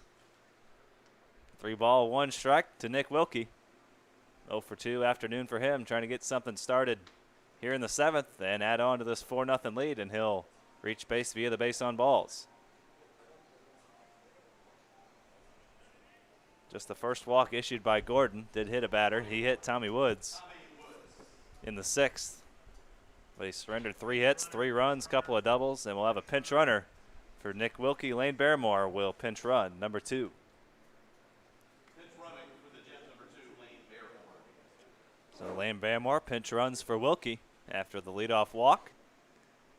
And now a man who's reached base 3 times but is yet to record an official at-bat, Tommy Woods. And people may be wondering, why are the Gems going to pinch run right now with a 4-run lead in the last frame? They know every run right now. No lead is safe in the Carshill Collegiate League. Especially against the Falcons. They can explode at any time. What did we see them do in one of the final frames against the Cavemen? 3 home runs. I mean, they can do it in a hurry. Look who's getting warm down in the bullpen, Shane. A guy we've seen, this would be his 5th appearance this week. Or make that 6th appearance in the past week and a half. Yeah. Adam Drury getting loose. He's been a workhorse for the Gems. Become their back end. 1 ball, 1 strike to Tommy Woods as he lays off that fastball from Gordon. You wonder if they bring out Lemcool and then he just comes in if there's a save situation, or what would happen? That would need 1 runner to get on base, right, Shane? Yeah. With a 4-run lead, no save opportunity just yet. 2 balls, 2 strikes to Woods. Lemcool got the final 2 outs of the 6th. Kyle Fowler, one in the 3rd in relief. Lemcool 2/3. And Woods chops that one to 3rd. The new third baseman, Swords, 5-4-3. Roll him up. So the leadoff walk is erased on the double play, and Swords gets some action over there at third base, newly entered into the ballgame a couple innings ago.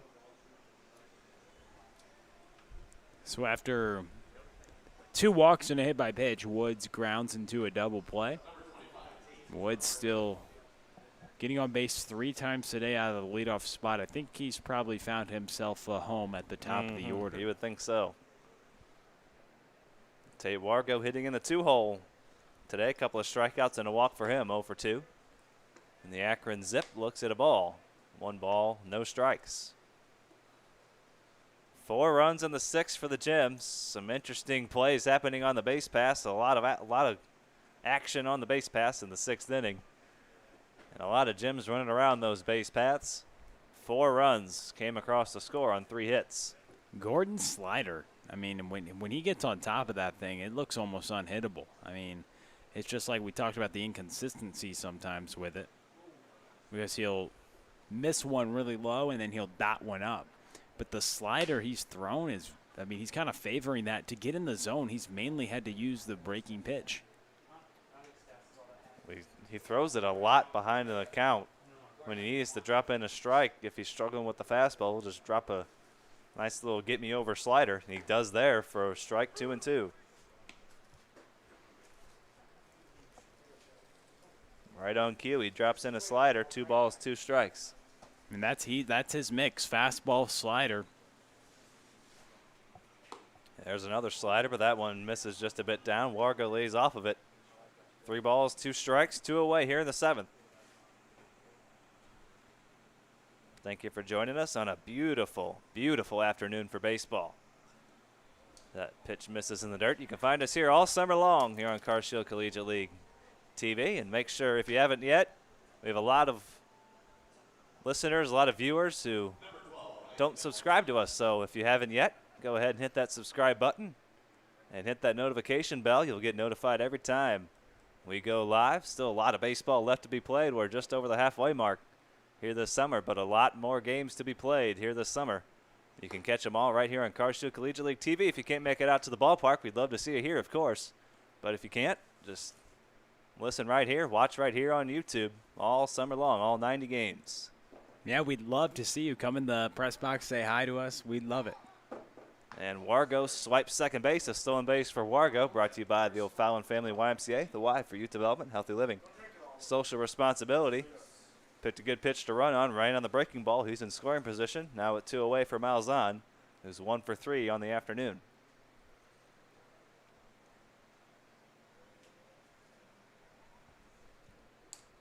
One ball, 1 strike.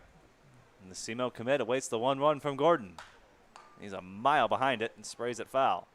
We got our producer with a little barbecue sauce in the press box. You were doing games with Hunter Knox, and he would always talk about barbecue chicken during a basketball game. What did that mean? I never asked him. I just kind of let him say it and just roll with it. The color guy, just after a play, he'd say, that's barbecue chicken. But he said it to me a few times. Maybe he's cooking. I don't know. I had no clue. I don't know. Wargo, another stolen base, brought to you by the O'Fallon Family YMCA for youth development, healthy living, social responsibility. I never really asked him. I kind of just let him say it, just let him do his own thing. Well, I was wondering because maybe we can make that reference here, but if we don't know what it means, we probably shouldn't be saying it. My best guess would be if, like, somebody's cooking, somebody's on fire. I'm not really sure where it came from, where he got it from, but. Well, Yanger then. Barbecue chicken today. He was cooking, that's for sure. 3 balls, 2 strikes, swing and a miss by Malzahn. 4 strikeouts out of the pen for Gordon. We head to the bottom of the 7th. Final chance for the Falcons. They need 4 at least, 5 to win it. 4-0 Gems as we head to the final frame.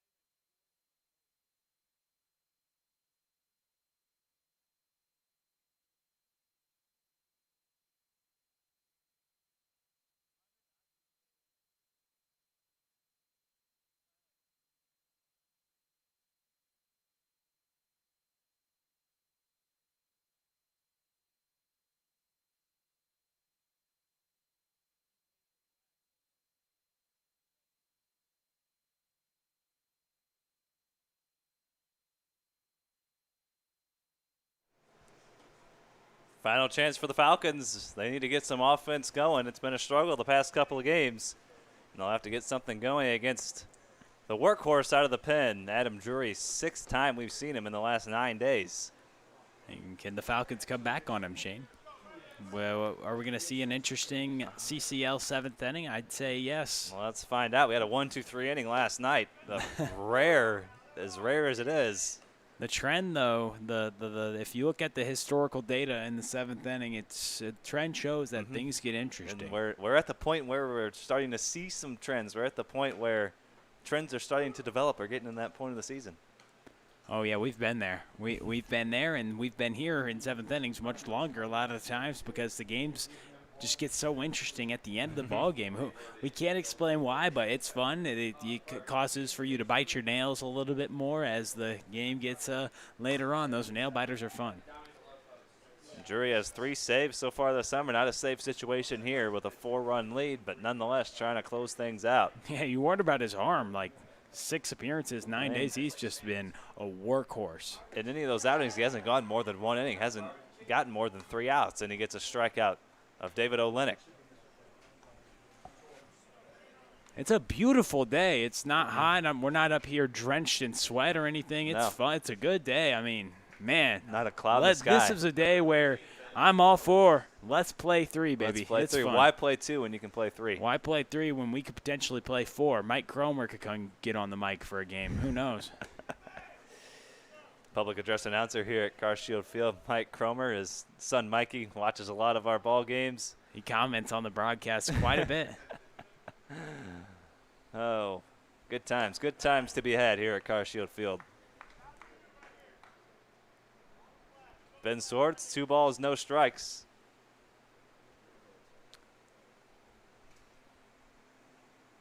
His first at bat here in this ball game came in as a defensive replacement in the 6th.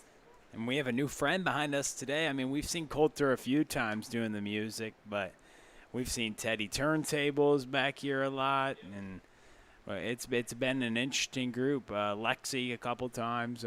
They handle all the public address music going on. So, Mr. Coulter, providing some entertainment for the fans here at the ballpark. Always. We're always for the fan. And we're for you fans as well. We thank you guys for sticking with us. We've had some bumps along the way, some bumps in the road, but we fought through it. We're still here. We're still here bringing you all the action. So that tells you something. That means something. I don't know what it means, but it means something. Oh, it means something, yeah. And I don't know what bumps in the road Shane's talking about. I thought we'd been smooth sailing. Hasn't been perfect, but we're making it through. 3 balls, 2 strikes here to Ben Swords. Check swing, ball 4. Nobody's perfect, Will. Oh, indeed. And we're far from perfect, but we thank you guys for everybody tuning in across the country. All across. Yeah, last night, Minnesota, Texas, Kansas, they were all tuned in many different states across the nation. And our wonderful nation. Snap throw down to first, not in time. Is represented in this league. You have players from Florida, California, Michigan, Minnesota, Kansas. I mean, all across Illinois, all across. You got a great representation of the nation in this league. From also, you look at age groups. You've got guys who are going to be freshmen in college. You've got guys who have been out of college for 4 or 5 years. So it's an interesting, unique age group of players, and unique times kind of call for those kind of measures. Primarily local talent, of course, but we have plenty of players from, like you said, Minnesota, California, Utah, Texas, Florida, all over the country, every corner of the country. All meeting here in O'Fallon, Missouri. Oh, how things work out. Yeah, even Australia, Shane. Australia, across the globe even. Jamie Young. Across the country, across the globe. Speaking of Mr. Young, boy, how good was he last night? Jamie Young, the one from Australia. 10 strikeouts and just 1 run allowed last night. You could say he did a pretty solid job on the mound for the Hoots, who That's about par for the course for their pitching staff. They average just surrendering 2 runs a game, the best in the league by far. We'll see them in action tonight against Forrest Terman's Eagles. It'll be a fun matchup. It certainly will. We're looking forward to that. Also, Caveman Corn Belt, they're sandwiched in between this ball game and that one. At 5:30, we'll have a new stream for you then. Doubleheader this evening. Hope you can stick with us, or if you're watching right now and you want to come out to the ballpark, we'd love to see you out here as well. Come say hi, and we'd love to see you. Yeah, we've seen a lot of people come say hi to us, and we're open to talking to whoever coming in, saying hi, chatting it up. Tell us more information about your athletes. If we're mainly referencing parents, but also coaches, players, parents, anybody around can give us any feedback you want on the broadcast, something that maybe you'd like to see more. This league, we're a little over the halfway point, trying to continue to progress as the season develops. 3-ball, 2-strike count here to Ian Hickman, and our door is always open. Literally, the door to the press box is usually open. Pop in, say hi. Ian Hickman fouls that one out of play. Good bat here by Hickman. I mean, we've literally had guys walk in here. I mean, we don't call for that, but we obviously we need to go through protocols and everything. But for sure, to come in, stop in, and if you're looking for us, we're easy to find because we're here. We're in the same spot. Here every day. You know where to find us. And if you don't want to find us face-to-face, at CarShield CL on Twitter. Don't forget Instagram and Facebook as well. Hickman swings and misses. You're right. Can't forget those. Those are the big ones. But how about Adam Drury? A couple Ks. He's 6 times in 9 days. He's trying to come out, slam the door shut. In that stretch, he has 3 saves. And he had 4 straight, I believe, appearances where he had save opportunities. One time he got the loss. Final chance for the Falcons, Nick Hoffman. Drury trying to close things out and seal the deal on this shutout for the Gems. Just 1 run the last 2 ball games for the Falcons. They've been grounded here the past couple of games. The balls were flying out of the ballpark. Bats were flying in the air a couple of days ago, and now the Falcons have only mustered up 1 run the last couple ball games. Yeah, they needed to bounce back today, and they just didn't do it. The execution early tough. Start. Yeah. They were the final game last night, got over about 9:30 or so, 9:45. You probably got home late, and then you got to get up early. It's a quick turnaround. Again, then you wake up, and the first thing you see is 93 miles an hour from the Missouri State closer. It's tough that's a tough cup of breakfast for you right there. You got your bowl of cereal, but you also got your quick dose of 94 miles an hour on the black, and that's what Younger did all day. 0-2 from Drury, missed high, the throw down, and Swords has a stolen base, brought to you by the O'Fallon Family YMCA, the Y for Youth Development, Healthy Living, Social Responsibility. Swords is going to take off for third. Drury throws wide, and now Swords is going to come across to score. And that is how the first run scores for the Falcons. Unearned, of course. So a couple of errors on the play, a throwing error into center field. So score that an E8 on the throw back into the infield. And then an E1 on the throw over to third. So 2 errors on the play, bring in a run for the Falcons. They scored the only run last night on 3 straight wild pitches, and now 2 throwing errors on 1 play with 2 strikes and 2 outs in the last inning, bring in a run here. Check swing, ball 2. They still haven't manufactured a run since that inning. They hit 3 homers, 2 games ago. Because last night they just took advantage of 3 bad pitches, advancing on wild pitches, and then a couple errors today. You'll take what you can get. But strike 3 called, and a Gems victory, 4-1. A wacky 7th inning. Wasn't as wacky as we've seen, but wacky nonetheless. A 4-1 victory for the Gems, and the Falcons drop their 2nd straight, move under 500, 8-9-1. The Gems move 1 step closer to 500, 7-8-1. A 4-1 victory. All those runs coming in the 6th inning for the Gems. 1 run in the 7th for the Falcons, but it's not quite enough. Adam Drury closes his door, and Hayden Yenger with another spectacular performance on the mound. Kyle Fowler and Sam Lemcool combined for 2 shutout innings out of the bullpen, and Adam Drury closes the door on a 4-1 Gems victory. We got 2 more games for you this evening, starting at 5:30. Cavemen Corn Belters, Eagles Hoots. Tonight, a couple more ball games. That'll do it for this broadcast. We'll be back with you here in about 3 hours at 5:30 for Corn Belters and Cavemen. We hope to see you then. If you can come out to the ballpark, we'd love to see you here as well. It's going to be a beautiful night for baseball. It should be a couple of really good games. For Will Connerly and Charlie Bornoff, I'm Shane Holsey. Have a good rest of your afternoon, everybody. Hopefully we'll see you at 5:30, either at the ballpark or here on YouTube. We hope you can join us either way. We'll see you.